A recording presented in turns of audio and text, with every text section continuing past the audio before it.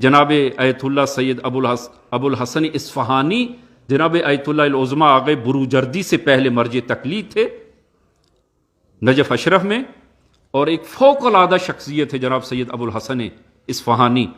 وہ اپنی زندگی نامے میں لکھتے ہیں کہ جب میں نوجوان تھا، تقریباً 11-12 سال کا، اور اپنے ہی دیہات میں ابتدائی تعلیم حاصل کی، اور ابھی مزید تعلیم کے لیے میں اصفہان جانا چاہتا تھا۔ والد مانے بنے کہ ابھی آپ چھوٹے ہیں اور اصفہان میں اکیلے آپ ان مشکلات کو برداشت نہیں کر سکیں گے، لہذا مجھے اجازت نہیں فرما رہے۔ میں نے بہت زیادہ اصرار کیا، اپنے باپ کے ہاتھ پہنچوں میں، اور اصرار کیا کہ مجھے اجازت فرمائیں۔ بالآخر انہوں نے اجازت دی، اور میں مدرسہ صدر اصفہان میں جا کر اپنی تعلیم کو شروع کیا۔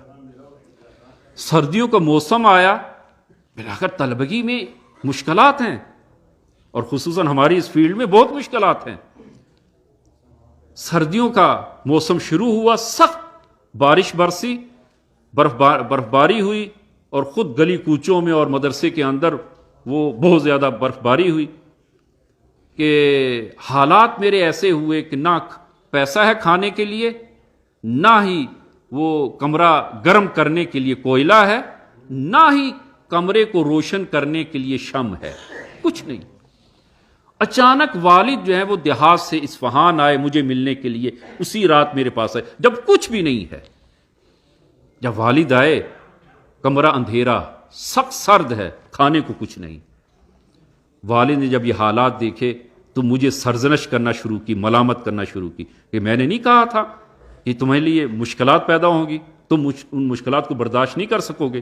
میری سرزنش اور ملامت کی، اور اس قدر ملامت کی کہ میں نے گریہ کرنا شروع کیا۔ گریہ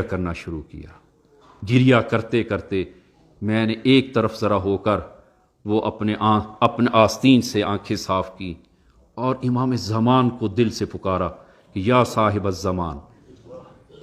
الزمان میری کمک فرمائیں، کہ کہیں یہ لوگ یہ نہ کہیں کہ میں لاوارث ہوں، بے صاحب ہوں۔ میں بے صاحب نہیں ہوں۔ کہتے ہیں کہ اتنی میں دستک ہوئی، خادم مدرسے کے دروازے پہ جاتا ہے، اور پھر وہ خادم نے آ کر مجھے آواز دی، سید ابو الحسن دروازے پر تمہیں کوئی ملنے کے لیے آیا ہے۔ میں اسی طرح اپنے آستین سے آنسو صاف کرتا کرتا دروازے پر گیا، دیکھا کہ ایک نورانی شخص ہے۔ اس نے فرمایا کہ جاؤ کمرے میں فلاں جگہ شمع ہے، جاؤ اسے روشن کرو، اور پھر کچھ رقم دی اور کہا کہ اس سے کوئلہ خریدو اور کمرے کو گرم کرو، اور اپنے مہمان کے لیے بھی کھانے کو کوئی چیز مہیا کرو، اور کہیں ایسا نہ ہو کہ کوئی یہ کہے کہ تم بے صاحب اور لاوارث ہو۔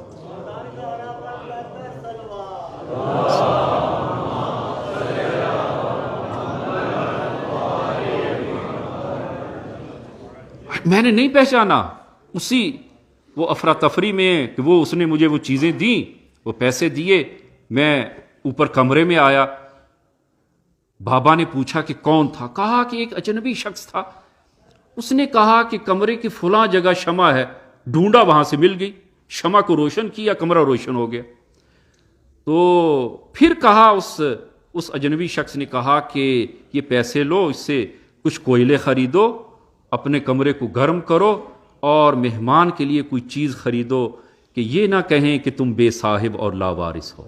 جو ہی میں نے یہ جملہ کہا، بابا اس طرح کھڑے تھے، دو زانو بیٹھ کر گریہ کرنا شروع کیا، مجھے بغل کیا اور کہا کہ ابو الحسن تم صحیح راستے پر ہو، تمہیں نہیں معلوم تمہارا صاحب ملنے کے لیے آیا، تم بے صاحب نہیں ہو، اسی راستے کو جاری رکھو، یہی صحیح راستہ ہے۔ عزیزاں، صدق کے دل سے پکار کر تو دیکھیں، امام حاضر ہیں، موجود ہیں، ہمارے درمیان ہیں، اور یہ ہمارا عقیدہ ہے، ہمارے ساتھ زندگی گزار رہے ہیں، ہم سے الگ کسی اور جگہ زندگی نہیں گزار رہے، اور اس